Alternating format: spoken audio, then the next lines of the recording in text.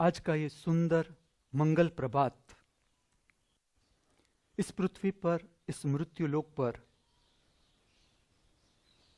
कई सारे जीव शरीरों की जीवन की यात्रा का अंतिम पड़ाव हो सकता है। आज का ये सुंदर मंगल प्रभात ये भी हो सकता है कई जीव शरीरों की जीवन की यात्रा का नया प्रारंभ। हम दोनों प्रकार के जीव शरीरों की आगे की कल्याणकारी मंगलमय जीवन यात्रा के लिए हमारी सभी की ओर से इस दिव्य स्थान से, इस पवित्र स्थान से शुभकामनाएं प्रार्थते हैं।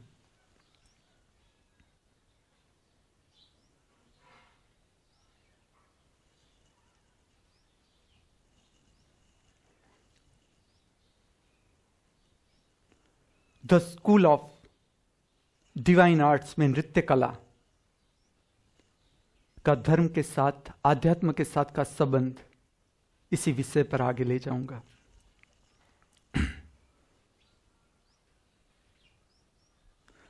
पूजा क्या है? प्रार्थना क्या है? पूजा क्यों है? प्रार्थना क्यों है? बंदगी क्या है? क्यों है? प्रेयर क्या है? क्यों है? मंदिर किस लिए? मस्जिद किस लिए? गिरजाघर किस लिए? धर्म स्थान किस लिए?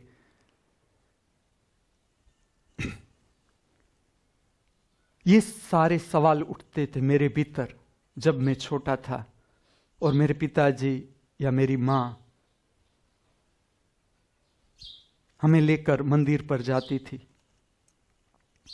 और ऐसा होता था कि जब वो लोग पूजा प्रार्थना प्रक्रिया में खो जाते थे, मंदिर में चले जाते थे और मुझे भूल जाते थे अंदर ले जाने का, तो मैं अंदर नहीं जाता था। हम जो मंदिर में जाते थे उसकी प्रकृति बहुत सुंदर थी। उस गांव की, उसका नाम था शन मंदिर, कोटड़ा रोआ में, कच्छ में। तो मैं बाहर ही बैठ जाता था, बहुत सुंदर प्रकृति। और जो प्रश्न उठते थे मेरे भीतर ये कि किस लिए ये सारी प्रक्रियाएं सब कर रहे हैं, क्यों मंदिर में जा रहे हैं, नमस्कार कर रहे हैं, ऐसे चंदन लगा रहे हैं, तिलक कर रहे हैं, प्रार्थना गा रहे हैं। और जैसे जैसे मैं अलग अलग लोगों के साथ रहता गया तो मैं यही देखता रहा, भीतर यही चिंतन चलता रहा कि किस लिए है, क्या ये जरूरी है प्रार्थना सुबह में करना या बंदगी करना, प्रेयर करना, जो जो अपना करते हैं। लेकिन मुझे यही प्रश्न उठता था भीतर से कि क्या ये जरूरी है, प्रार्थना करनी जरूरी है सुबह में? किसके लिए हम प्रार्थना करते हैं, किसके लिए पूजा करते हैं? हमारे घर में ऐसा था, मेरा जन्म ग्रामीण घर में हुआ, तो पूरा जो माहौल था, जो मेरे साथ थे मेरे भाई बहन, माता पिता, तो माहौल ऐसा था कि सब अपनी अपनी पूजा प्रार्थना भक्ति करते थे, लेकिन कोई किसी पर कुछ थोपता नहीं था। ऐसा नहीं था कि मेरे पिताजी या माताजी ने कभी मुझे ऐसा कहा कि नहीं तुम्हें ये करना ही होगा। वो कोई बच्चों पर कोई दबाव नहीं डालते थे कि नहीं इस प्रार्थना को तुम्हें गाना ही है, करना ही है।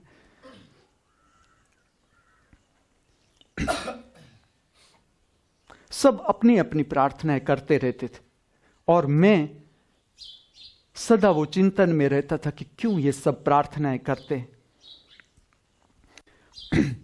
मैं भी खड़ा रह जाता था मूर्ति के आगे, या जब सब प्रार्थना करते थे, प्रार्थना का माहौल था घर में, सब प्रार्थना करते थे मिलके, तो मैं भी उसमें रहता था।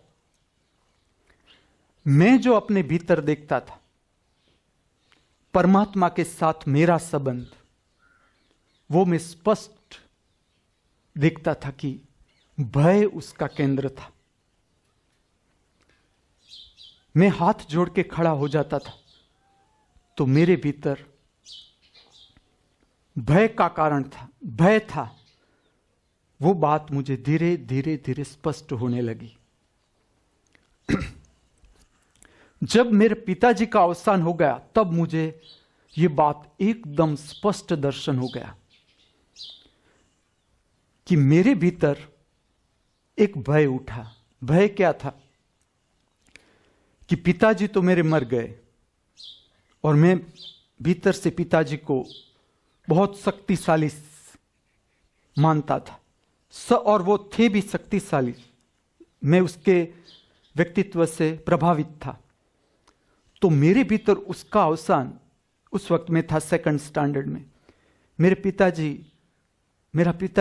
पिताजी ने देह छोड़ा कि मुझे वो पता चला कि मेरे पिताजी अब नहीं रहे।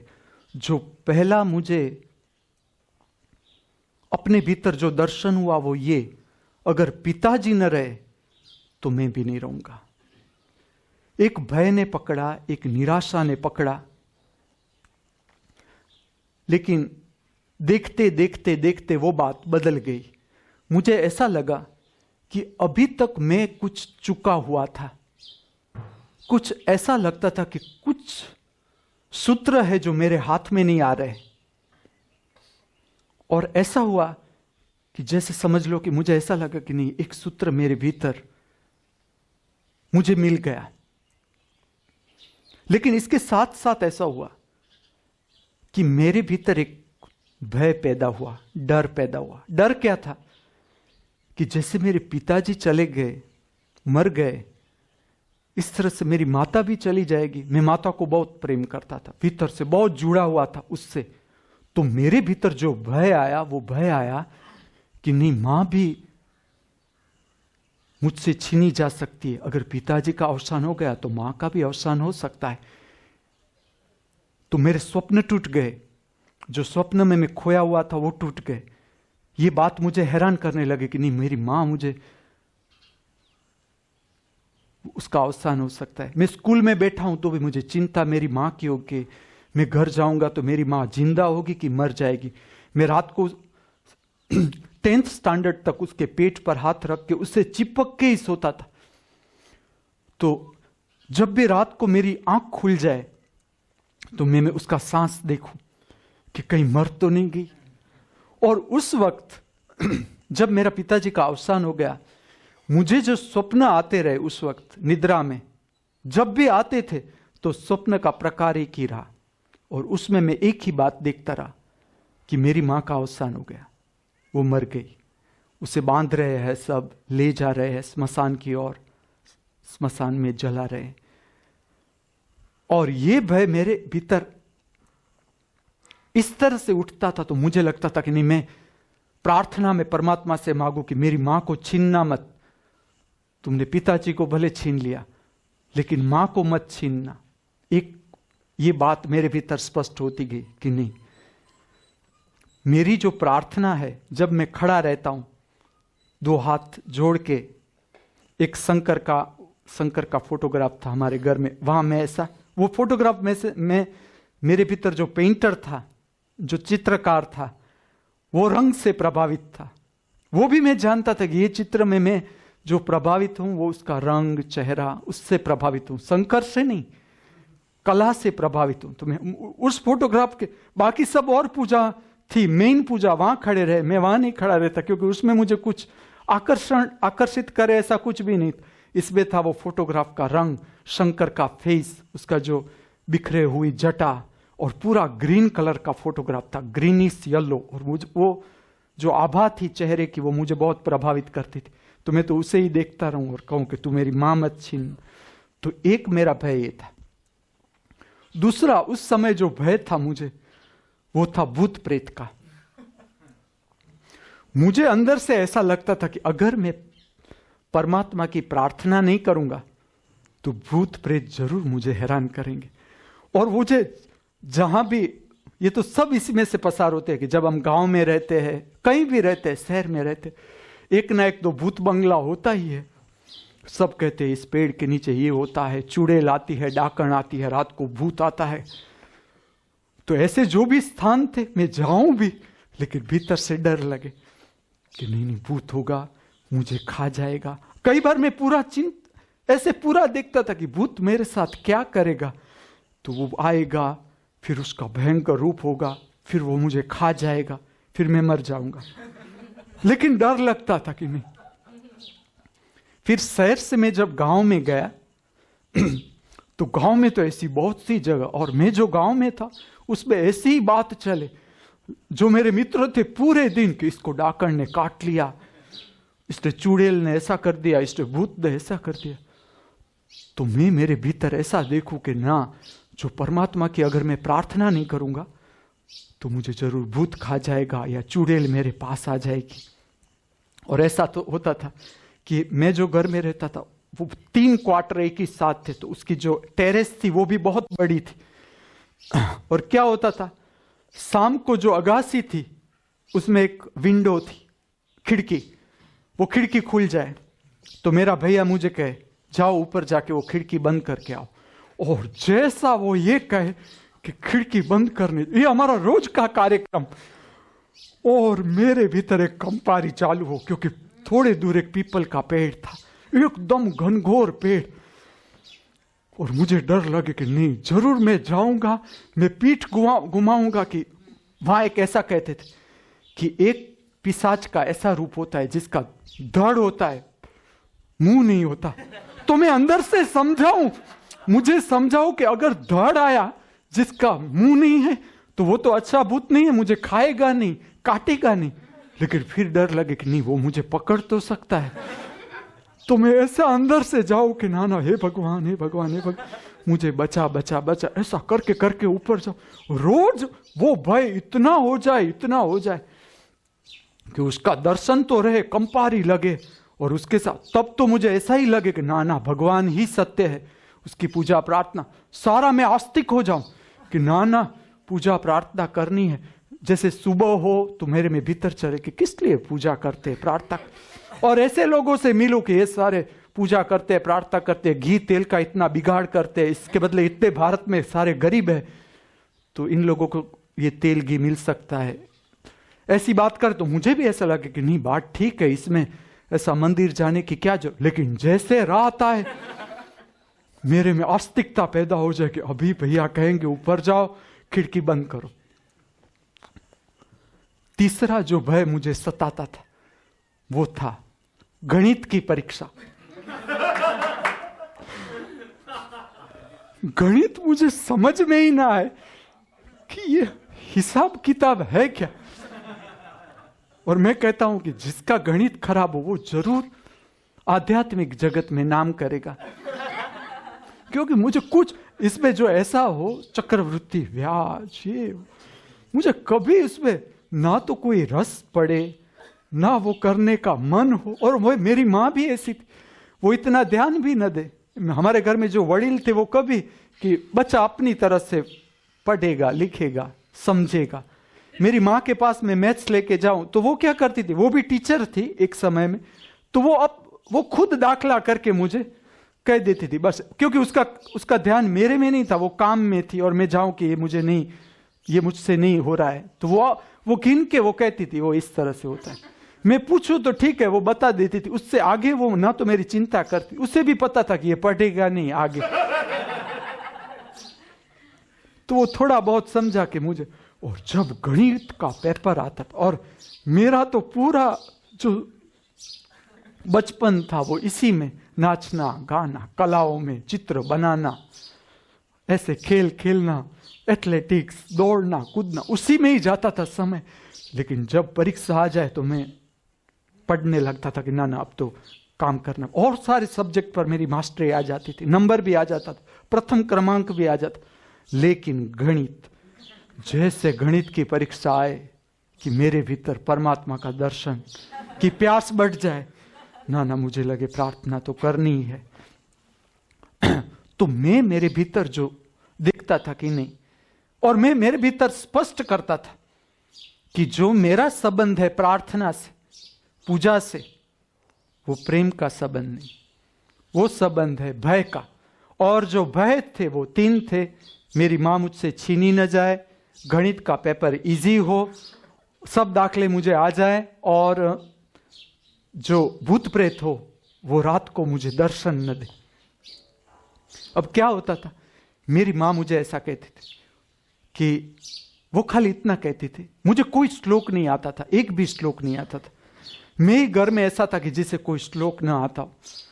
तो मेरी माँ मुझे कहती थी कि जब आप रात को सोने जाओ एक तो हाथ पैर धो लो, इतना कहती थी, और हाथ पैर धो के मुंह पर पानी डाल के 1 मिनट तो 1 मिनट बैठो और फिर सो, डायरेक्ट सो मत जाओ। और एक प्रार्थना उसने सिखाई मुझे, त्वमेव माता च पिता त्वमेव बंधु च सखा त्वमेव विद्या द्रविणम त्वमेव सर्वम मम देव देव। तो ये प्रार्थना मुझे धीरे धीरे, क्योंकि जब भी हमारे घर में प्रार्थना होती थी तो ये तो होती ही थी, तो एक तो ये आ गया, ये मुझे आता था।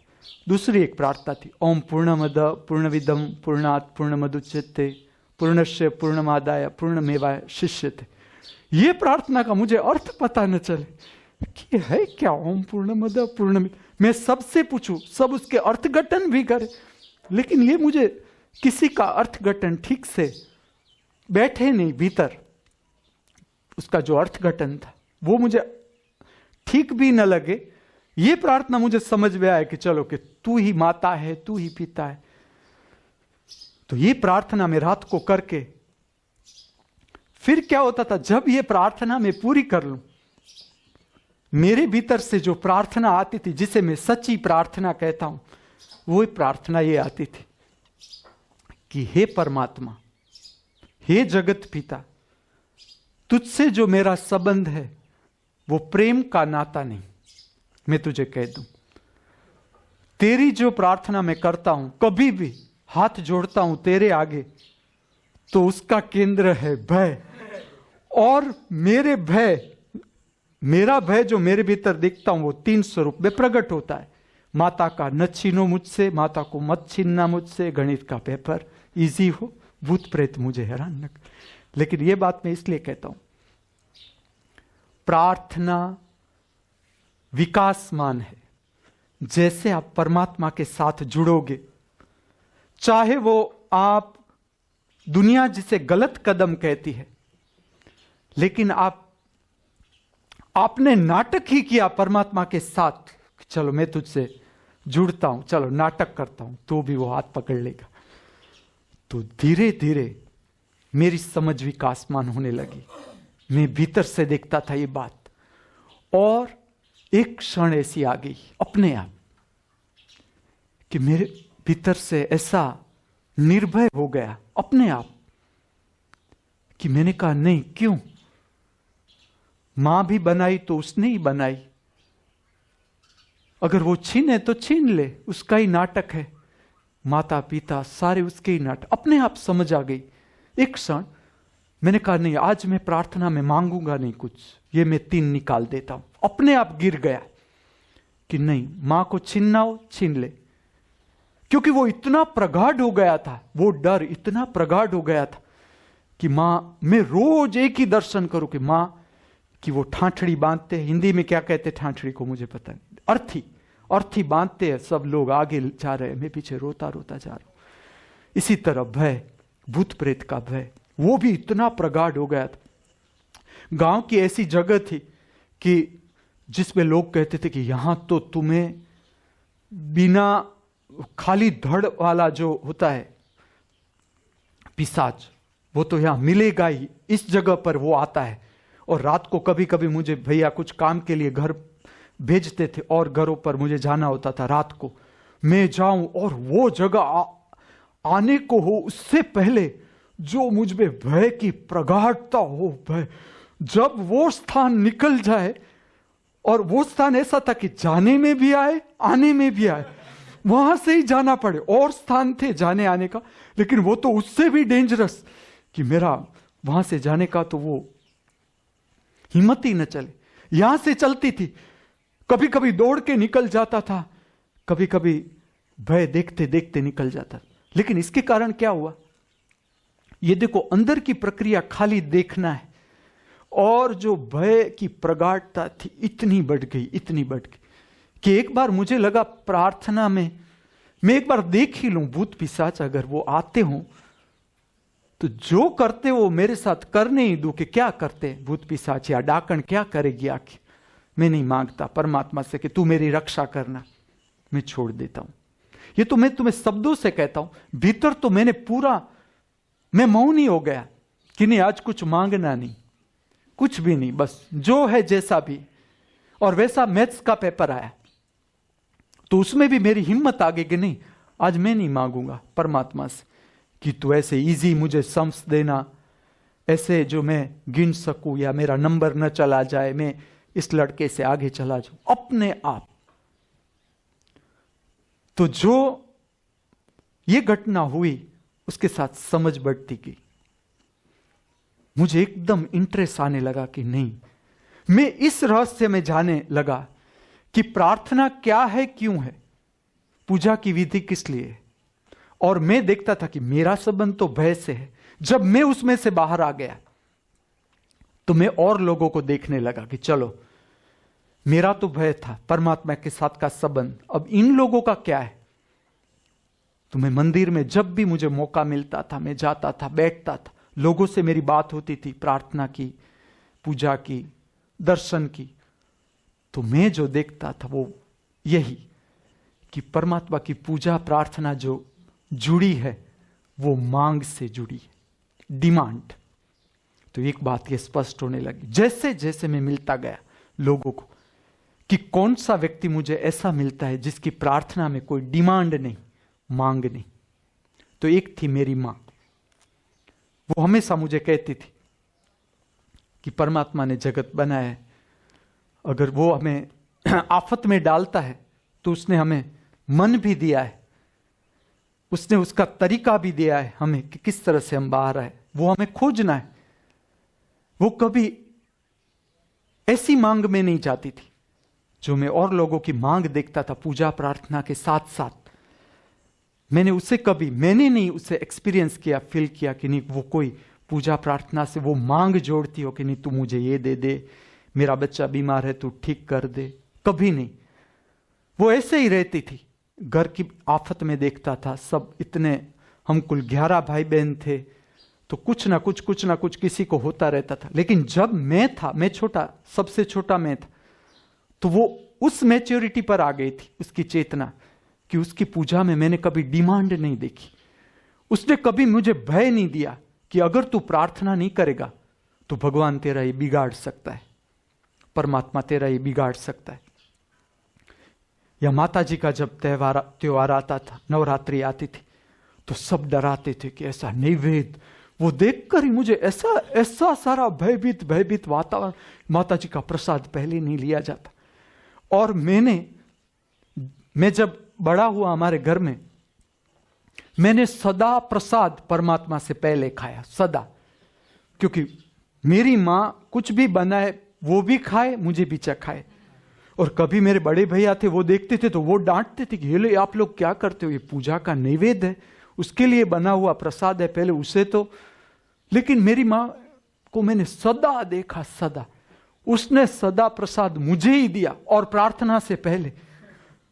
और उसके कारण मुझे बहुत ऐसा होता था कि मेरी मां क्यों, और मैं जब देखूं तो वो त्रिशूल वाली माता जी, सब डरे उससे, ऐसा भयभीत वातावरण के माता जी का ऐसा करो तो वो त्रिशूल से जैसे राक्षस का, हमारे घर में भी ऐसी छवि थी कि वो राक्षस को मार रही है, उससे लहू बह रहा है। तो मुझे भी वो डराव ना लगे कि क्या माता जी ऐसा करेगी मेरे साथ भी, मैं उसका प्रसाद खा जाऊं तो भी अंदर से तो डर लगे कि ये प्रार्थना से पहले मैंने ये प्रसाद खाया है, क्या माता जी मेरे साथ भी ऐसा ही त्रिशूल से मुझे मारेगी। लेकिन मैंने मेरे जीवन में जो देखा वो ये देखा कि प्रार्थना जो परमात्मा से जोड़ती है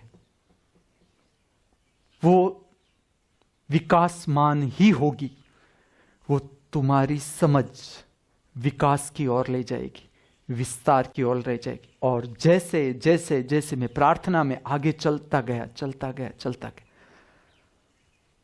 तो जो अर्क निकला भीतर से वो था, न प्रार्थना कोई मांग है परमात्मा से, न फरियाद। जो मेरे भीतर से जो उठी प्रार्थना वो ये कि प्रार्थना कोई मांग ही नहीं परमात्मा से, और ना कोई फरियाद है परमात्मा से कि ये हो रहा है, मैं दुखी हूं, मैं पीड़ा में हूं, मैं संताप, कोई फरियाद नहीं। क्योंकि वो सदा देखता ही रहता है। जो भी पीड़ा है, जिसने भी जाना उसने जाना कि जो दुख है वो भी मेरे कारण, मेरी नासमझी के कारण, मेरे अज्ञान के कारण, और अगर मैं महासुख में हूं तो वो भी मेरे कारण। तो जो सूत्र हाथ में आया वो आया कि न प्रार्थना मांग है न फरियाद है। तो फिर प्रार्थना है क्या? तो उसका भी जवाब आया कि प्रार्थना धन्यवाद है परमात्मा के प्रति। जैसे जैसे हम अपने को देखते जाते हैं तो ऐसा लगता है कि क्या मेरी योग्यता थी इस पृथ्वी पर जन्म लेने की? मैं जब मुझे यह प्रश्न पूछता था कि तेरी योग्यता है जन्म लेने की, तो मेरे सामने जो भीतर की जितनी भी मेरे स्वभाव की वीकनेस थी, नबड़ाई थी, वो सारी मेरे आंख के सामने प्रकट हो जाती थी। तो मुझे तो ऐसा ही आता था कि मेरी तो कोई योग्यता ही नहीं, फिर भी मैंने जन्म ले लिया। और परमात्मा तो हम नाम देते हैं, नाम इसलिए देते कि मन को समझने के लिए, यात्रा करने के लिए, जब तक हम मन पर आधारित है, जब तक हम विचार पर आधारित है और आगे बढ़ना है जीवन में, तो कोई शब्द चाहिए समझने के लिए, आगे की बात समझने के लिए कोई शब्द चाहिए। तो अंतिम शब्द आप गिनो इस शब्दकोश में कि अंतिम शब्द कौन सा है जिसके बाद परम मौन प्रकट हो जाता है, तो वो है परमात्मा। परमात्मा का अर्थ है अनंत अवकाश। उसके साथ का संबंध धर्म की कला हमें सिखाती है। तो जो प्रार्थना है वो धन्यवाद है, ग्रेटिट्यूड है परम शक्ति के प्रति, परमात्मा के प्रति। ऐसा कुछ है, समझ लो कि परमात्मा हो न हो ये बात अलग है, ये दर्शन की बात है, प्रत्येक व्यक्ति का अपना निजी अनुभव है।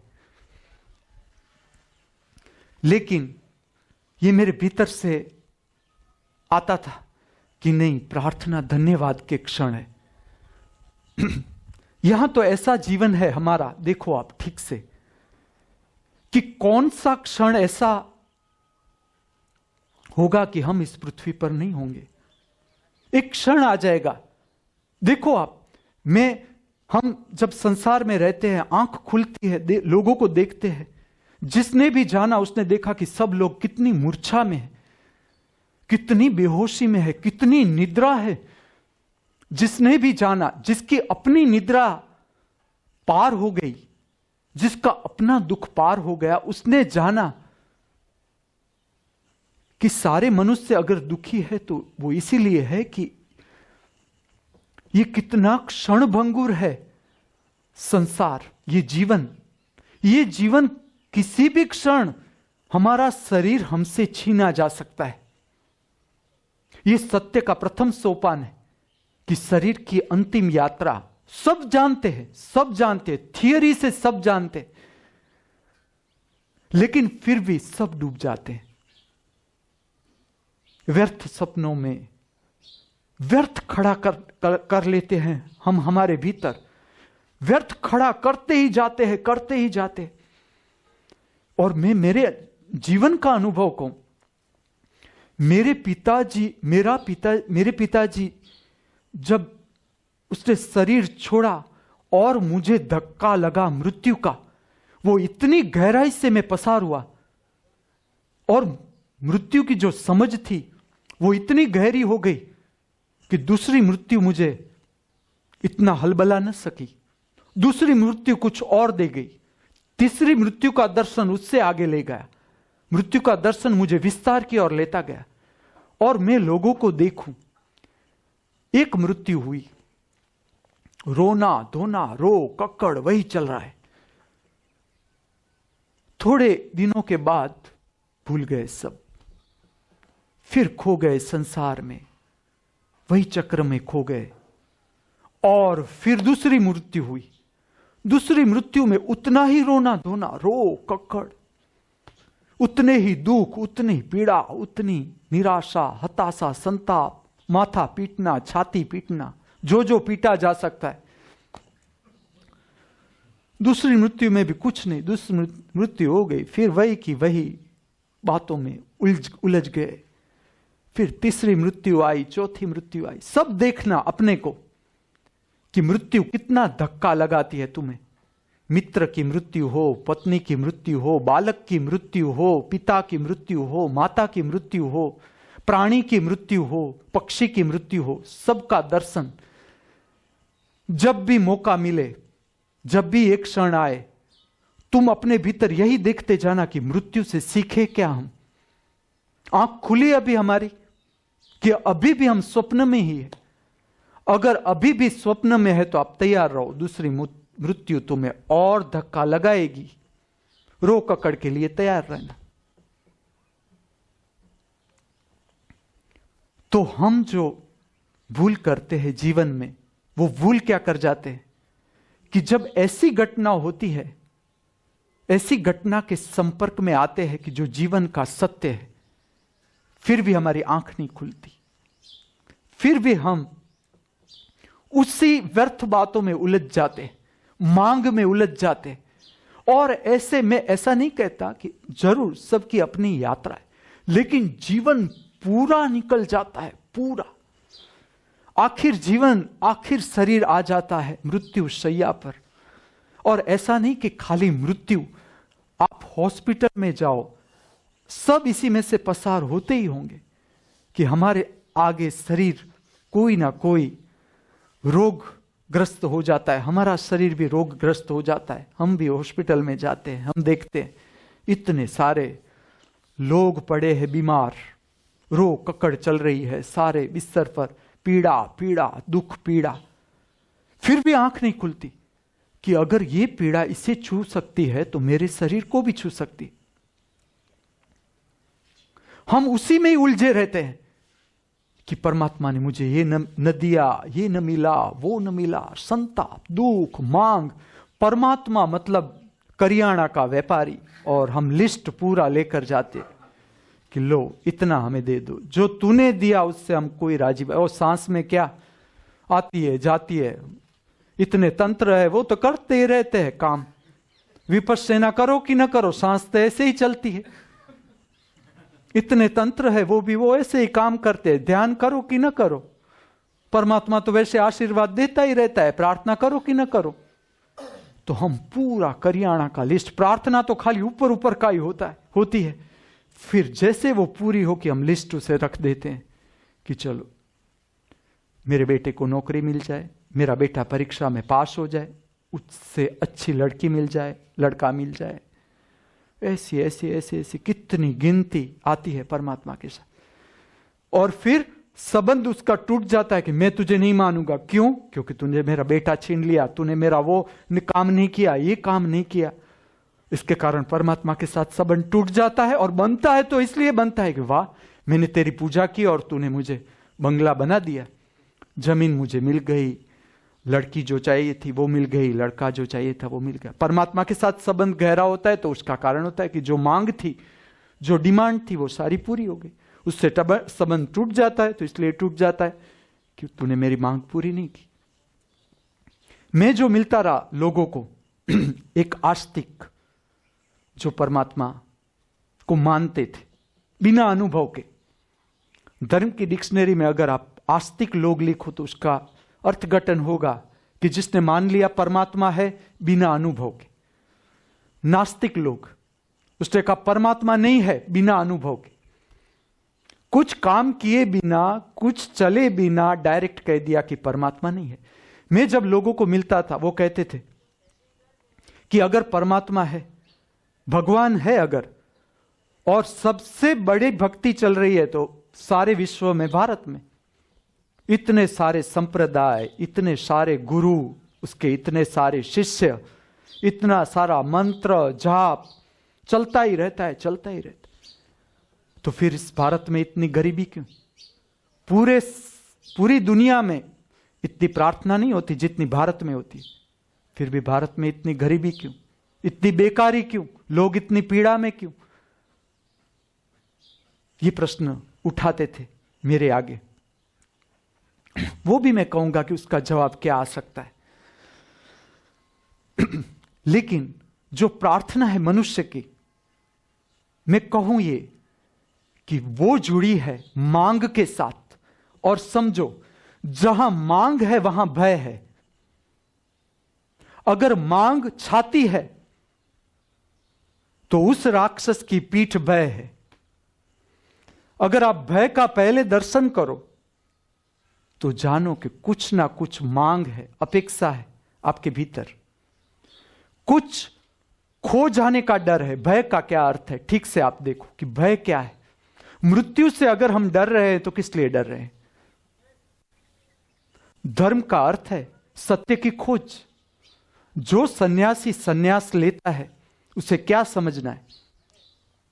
उसे सत्य समझना है। सत्य का प्रथम सोपान है कि शरीर जाएगा। और हमारे सारे भय, जो भी भय है, जहां भी भय, आप ठीक से देखो, उसका पीछा करो कि भय है क्या। तो भय का इतना ही कुल अर्थ है कि कुछ मुझसे छीना तो नहीं जाएगा ना। तो मैं कुछ अपेक्षा में हूं कि इसे मैं पकड़ लूं। और छीना न जाए मुझसे, या जो मेरी अपेक्षा है। कोई मनुष्य ऐसा तो नहीं होता कि मेरी ये अपेक्षा है और वो पूरी ना हो। ऐसा नहीं होता। हमारे भीतर ऐसा ही होता है कि ये मेरी अपेक्षा है और वो पूरी हो जाए। ऐसा नहीं होता कि ये मेरी अपेक्षा है और पूरी ना हो। ऐसा नहीं होता। तो ये अपेक्षा भी है और वो पूरी हो जाए। ये बात जुड़ गई प्रार्थना के साथ। प्रार्थना जो धन्यवाद था कि मेरी लायकात ही क्या थी, ये जीवन पाने की मेरी क्षमता क्या थी, फिर भी मुझे जीवन मिल गया, आज का दिन मिल गया जीने का। ये बात हम भूल गए। धन्यवाद देना, थैंक्स। हम कोई छोटी चीज, एक पेन हमारी गिर गई है, कोई उठा के हमें देता है तो उसे हम कहते हैं थैंक यू, थैंक्स। ऐसे कितने इंग्लिश शब्द स्टाइल में कहते हैं थैंक्स, थैंक यू। परमात्मा को इतना बड़ा जीवन, लेकिन कोई राजी नहीं। इतनी महामूल्य भेंट, शरीर तो ऐसे ही था ही, सांस तो ऐसे ही, क्या है शरीर का महामूल्य? इसमें क्या मूल्य जैसा है ही? चमड़ी, हड्डे। तो जो हम भूल गए, वो भूल गए धन्यवाद। प्रार्थना का अर्थ है धन्यवाद। कि सुबह हुई, हो सकता था कि मैं रात को, सुबह होगी, जो जंगल में रहे होंगे उसका ये अनुभव होगा। या जब ऐसी हिम्मत आ जाए आप में साधना करते करते, तो मैं कहता हूं इस अनुभव से भी निकलना कि सारे जो हमारे दीवारें बना रखी है सुरक्षा की, उसे एक तरफ करके एक पेड़ के नीचे सो जाना। हो सकता है यह प्रार्थना वो समझ सकेगा जो मैं कहता हूं कि रात सांप आके काट सकता है, बिच्छू आके काट सकता है, कोई जंगली जानवर आके मुझे खा सकता है।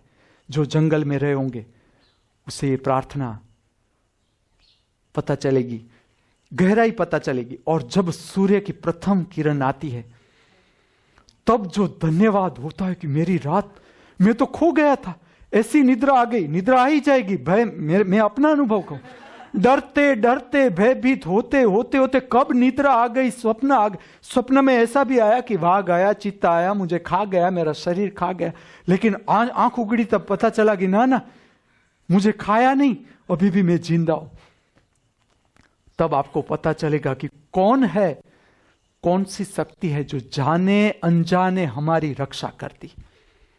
और पूजा प्रार्थना के ऐसे रहस्य है, समझ लो कि जो सनातन धर्म है, जो भारत का धर्म है, उसमें मंदिर के ऊपर केसरी ध्वजा लगाते, उसका एक कारण है। और वो मैंने अनुभव किया जब मैं जंगल की ऐसी रात्रि पसार की, और पूरा जंगल के जिसमें कुछ आंख से, भौतिक आंख से तुम कुछ न देखो, ऐसा घनघोर जंगल हो जिसमें आप पड़े हो,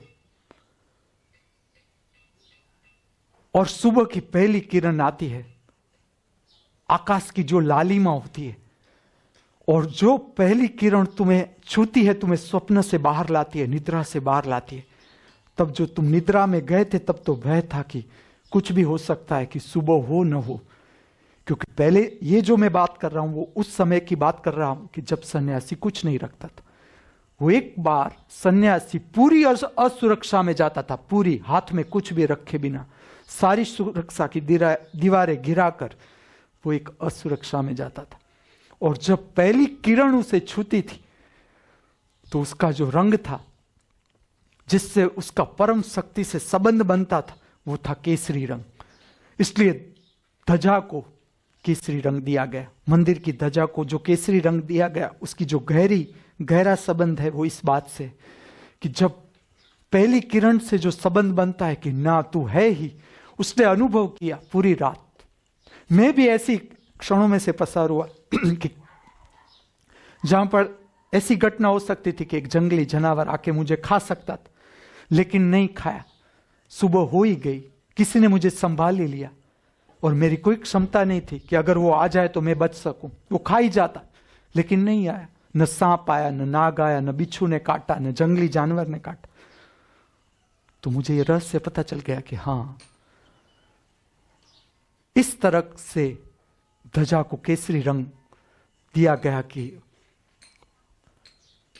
तू है जो मेरी सुरक्षा करता है। विजय की निशानी है ये कि ना रात पसार हो गई, सुबह आ गई। तो तब धन्यवाद आता है जब हम पूरी पीड़ा पार करते हैं। पूरी पीड़ा अगर आप ठीक से पार करो, सजगता से पार करो, तो परम शक्ति के प्रति विश्वास आता जाएगा। परम शक्ति तुम्हें जाने अनजाने छूती जाएगी। जैसी छूती जाएगी, श्रद्धा विश्वास जीवन में बढ़ते जाएंगे। तो प्रार्थना थी धन्यवाद, धन्यवाद का क्षण। और प्रार्थना कहां चली गई, पूजा कहां चली गई, मांग। मंदिर इसलिए थे कि हम जाए, कुछ क्षण बैठे शांत, ताकि जो जीवन का मूल्य है वो हमें पता चले। तो हमारे सारे मंदिर, हमारे सारे देवस्थान, हमारी सारी प्रार्थनाएं, परमात्मा से हमारा जो संबंध है वो चला गया भय के साथ, वो चला गया डिमांड के साथ। हम भूल गए धन्यवाद के क्षण। ये बात मैं इसलिए कह रहा हूं कि जब मैं नृत्य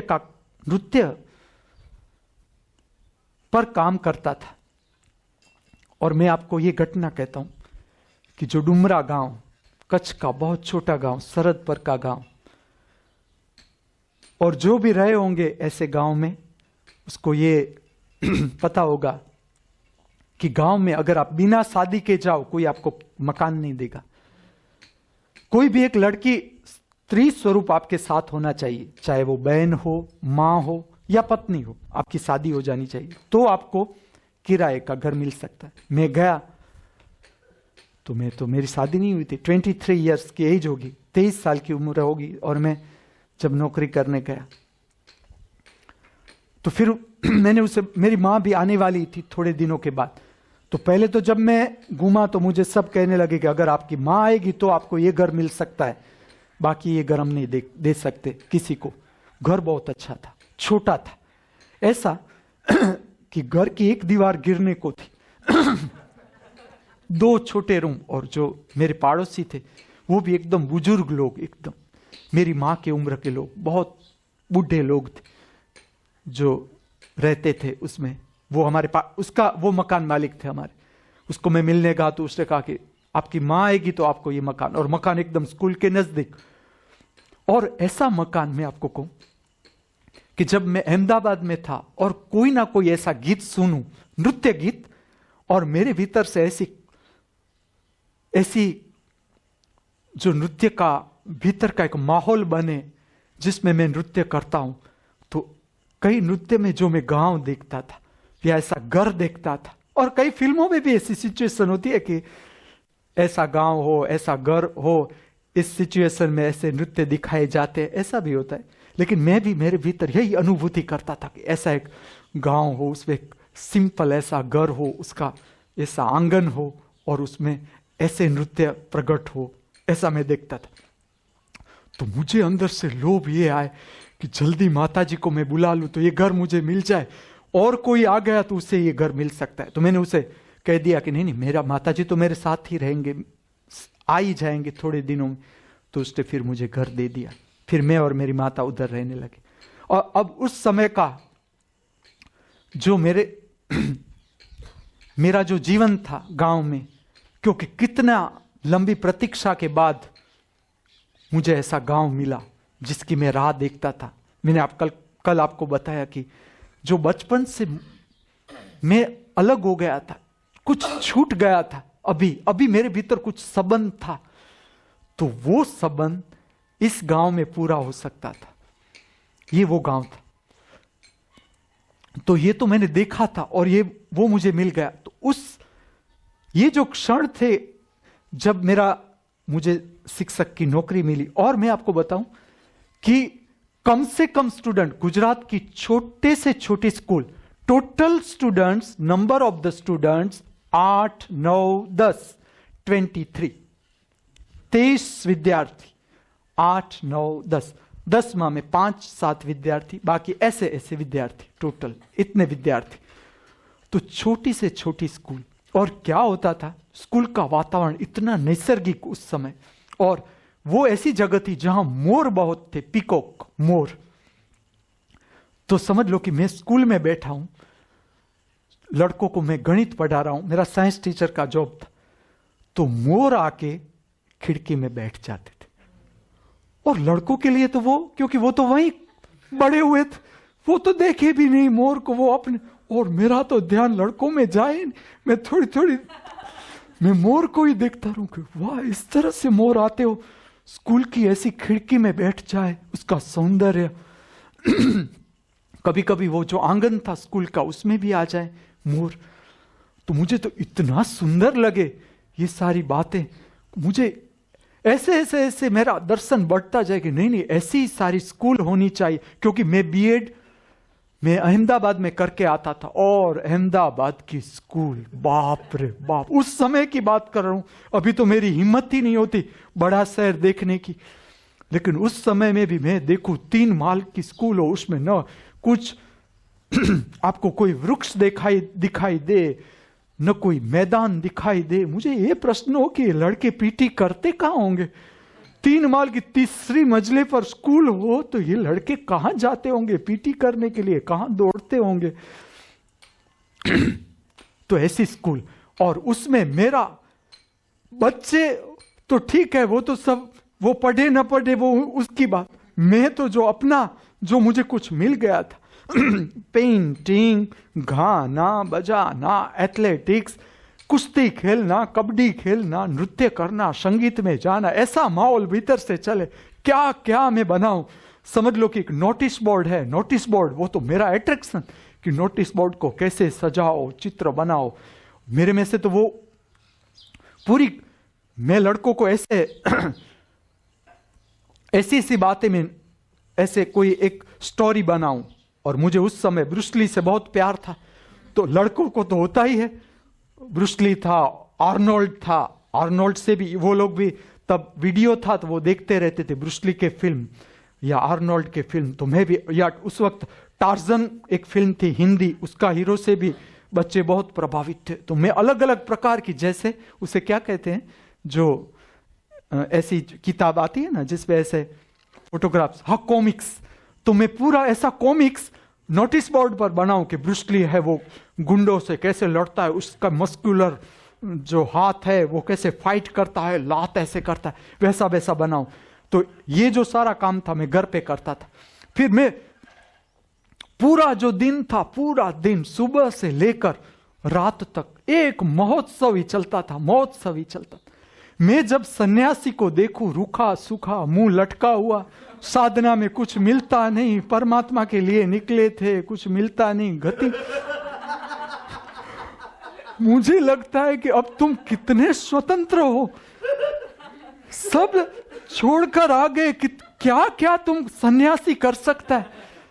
मैं तो सुबह से देखूं कि क्या क्या टाइम टेबल बनाऊं, कि सुबह से मेरा अपना था कॉलेज, ये जो महामृत विश्वविद्यालय वो आज का दर्शन नहीं, उसी वक्त से चलता था भीतर। तो मैं वो बच्चे तो ठीक, वो तो अब मुझे जाना ही पड़ता था, वो अनुभव लेना था, तो वो स्कूल का टाइम तो अलग। मैं तो राह देखूं कि कब रजा भी ले मुझे, और पूरा दिन सुबह से सुबह आंख खुले जैसे कि पूरी सफाई की, माता जी को कुछ मदद की। और मेरी माँ भी ऐसी, उसे काम मिल गया, वो कहता तू मेरे काम में हस्तक्षेप मत कर, तू तेरा कर। तो वो मेरा चित्र बनाना, उसका टाइम, नृत्य करना, संगीत पे फ्लूट बजाना, गाना, ऐसा मैं अपना टाइम टेबल। मैं स्टूडेंट, मैं ही प्रोफेसर, टीचर भी मैं, स्टूडेंट भी मैं, और सारे इस तरह से मैं पूरा समय ऐसे जाए। अब मैं आता हूं नृत्य पर। सुबह का एक समय था, मेरा अपना कपड़ा और माँ का कपड़ा मैं धोता था, और उसमें क्या राज था ये मैं आपको बताऊं। कपड़े पर मैं साबुन लगा दूं, फिर मैं जो कपड़ा था, तो मुझे लगता था नहीं एक एक क्षण का जीवन में पूरा उपयोग करना है। मुझे ज्ञान प्राप्त हो गया था, एक भी क्षण खोनी नहीं। तो मैं माँ की साड़ी हो या मेरा शर्ट पैंट हो, उस पर मैं भरतनाट्यम के स्टेप का ताकिट तक धीमी तक, धोखा का उपयोग मत कर, धोखा का उपयोग न करूं, उसके ऊपर मैं नृत्य की प्रैक्टिस करूं कि नहीं ये जो पूरा है धोखे से हो सकता है तो पांव से क्यों। और मेरे पैर एकदम मजबूत थे, तो मैं मेरी माँ के ऊपर, मेरी माँ का जो कपड़ा था, साड़ी थी या ऐसी बेडशीट थी, जो भी घर में कपड़े थे मैं धोता था। तो मैं इसी तरह से पानी डाल के उस पर साबुन लगा के फिर पूरे जितने नट्टा अड़ाओ तट्टा अड़ाओ, जितने आड़वू है भरतनाट्यम के मैं जानता था, थिरकन कथक में, वो सारे के सारे थिरकन में उस पर करूं। मेरी माँ कभी कभी कहती तू इतनी देर से क्या कर रहा है, अभी कपड़े नहीं धोए तूने। और जब ये मैं पूरा थक जाऊं, फिर कपड़े में से वो साबुन निकाल के उसे सुखा देते, और सुखाता भी ऐसे नहीं था, उसके साथ गाने चलते थे, उसमें भी नृत्य मुद्रा है ये वो। और इतना सुंदर एटमॉस्फेयर था उस समय गांव का, क्योंकि आप समझ लो 2000 की बस्ती का गांव, और एक समय वो बहुत समृद्ध गांव, जो जानते हैं ये बात वो सहमत होगी उस बात से कि एक समय का वो समृद्ध गांव। उस गांव की आप घर देखो, हवेलियां देखो, आप शहर में भी न देखो, ऐसी सुंदर सुंदर बंगले, लेकिन बंद पड़े हुए, उसका कोई उपयोग नहीं, पूरे बंद बंद बंद। और मेरा जो घर था वो एकदम छोटा, फिर भी एकदम प्यारा घर, एकदम प्यारा। उसमें एक आंगन था छोटा सा, जहां मेरे मकान मालिक रहते थे, और वो भी बूढ़े लोग थे, और वो कभी कभी निकल जाते थे, मुझे जिम्मेवारी सौंप के कि आप हो तो इसे संभालना। वो मास्टर कहते थे मुझे, मास्टर आप ये संभालना, कच्छी में कहते थे। हम जाते हैं थोड़े, और मुझे अंदर से इतना मजा है कि भले वो जाए, क्योंकि उस आंगन में मुझे जो रस रहता था वो नृत्य का, कि सुबह हो और ठीक से नृत्य न हो, तो मुझे लगता था कि नहीं, आज मैंने धन्यवाद नहीं दिया परमात्मा को, तो ठीक से नहीं उतरे। ये मेरी अपनी मस्ती थी। और उस समय का जो गीत मुझे छूने लगता था वो था जाऊं तोरे चरण कमल परवारी, जाऊं तोरे चरण कमल परवारी, हे गोविंद हे गोपाल गोविंद मुरारे, हे गोविंद हे गोपाल गोविंद मुरारे, शरणागत हूँ द्वार तिहारे, जाऊं तोरे चरण कमल परवारी। अब सुबह होती थी, जब पहली किरण आती थी सुबह की, और पूरा आंगन में अभी थोड़ा थोड़ा प्रकाश, मेरी माँ अपने काम में व्यस्त, मैं उस आंगन में चला जाऊं, मैं ही गाऊं। उस वक्त जब तक मेरे पास टैप नहीं थी, तो मैं खुद गाऊं और खुद उस पर अलग अलग तरह से मुझ में से आए कि किस तरह से गोविंद बताऊं, गोपाल बताऊं, जो भी। अब तो उस वक्त तो मैंने भरतनाट्यम का अभ्यास भी कर लिया था, मुद्रा से भी परिचित था कि चलो गोपाल मीन्स जो गायों को पालनहार है उसे कैसे बताया जाता है। तो अब मैं परिचित था कि ये गाय का मुख, उस पर हाथ रखो, या ऐसे लकड़ी घुमाओ, ये मैं करता ही हूं अभी भी। तो इस तरह से मैं गोपाल हो जाता था, ऐसे क्रॉस में कृष्ण बन जाता था, ऐसे क्रॉस में पैर रखकर। फिर मैं कहूं कि हे गोविंद, तब मुझे गोविंद ठीक से बताना नहीं आता था कि जो सारी इंद्रियां जिसके हाथ में है, हम इंद्रियों के हाथ में है, परमात्मा के हाथ में सब इंद्रियां होती। जो जागृत हो जाता है उसके हाथ में पेट आ जाता है, हम पेट के हाथ में है जब तक जागे। तो मुझे ऐसा लगे कि गोविंद को कैसे हम बताएं कि सारी इंद्रियां जिसके हाथ में है। और मुझे वो मुद्रा मिल गई, यहां भी मैं करता हूं। वो मुद्रा थी इस तरह की कि जो सारी इंद्रियों का राजा है, सर्व इंद्रियों पर जो सहस्त्रार चक्र, सबसे ऊपर का खोपड़ी, उस पर जो जिसकी मालिकी है पूरी की पूरी, अपने शरीर पर, अपने भीतर उठते भाव विचार जिसके हाथ में है, जो अपने साम्राज्य का खुद मालिक है। तो उस गोविंद को मैं कैसे दिखाऊं? तो ऐसे ऐसे ऐसे से मेरे भीतर से आती जाए पूरी प्रार्थना, विकासमान, और रोज का रोज यही गाना, उसमें मैं उतरता जाऊं। शरणागत हूं द्वार तिहारे, वो मैं कैसे दिखाऊं कि शरण? तो मैं तो लेट ही जाता था पूरी पृथ्वी पर। आप देखना ये रहस्य कि जब भी आपको, और यहां तो मैंने बनाया इस सब के लिए है, इसीलिए यहां जो रेत रखी है वो इसलिए नहीं कि आप मकान आगे चढ़ते जाएंगे ना, ये रेत है। आप लेट जाओ, कभी पूनम की रात में लेट जाओ, जो मैंने किया था कि धरती पर आप शरणागत हो जाओ, ऐसे धरती पर, तब आपको पता चलेगा कि क्या स्पर्श है धरती का, कितना निर्दोष स्पर्श। कि जब धरती हमें छूती है, सारे की सारी तुम्हारी जो टेंशन है, तुम्हारे जो भय है, तुम्हारी जो चिंताएं हैं, जो तुम्हारा पेट गड़बड़ कराती है, तुम्हें छाती में गड़बड़ कराती है चिंता भय, वो सारे विलीन हो जाएंगे। आप सच में शरणागत हो, थोड़ा साफ कर लो धरती को, ऐसा हो थोड़ा साफ कर, क्योंकि अभी इस नटराज मंदिर में लेटोगे तो गंदगी है, तो पूरा साफ करो। मैं भी उधर ऐसा ही करता था, और वो जैन कुटुंब था, बहुत स्वच्छ आंगन देखो, कहीं कुछ जो कचरा कहीं भी था तो वो मेरे कारण, बाकी वो पूरा का पूरा घर एकदम साफ स्वच्छ सुथरा। तो मैं उधर पूरा जो आंगन था उसमें मैं लेट जाऊं, शरणागत हूं द्वार तिहारे, इस तरह से मैं प्रार्थना में उतरूं। और रोज मैं देखूं कि प्रार्थना कुछ अलग ही रूप पकड़ रही। और जो मुख्य बात थी जो मैं आपसे कहना चाहता हूं वो ये कि मेरे भीतर जो स्वरूप प्रकट हुआ वो था नृत्य सभर पूजा। कि नृत्य को पूजा में कैसे डाला जा सकता है।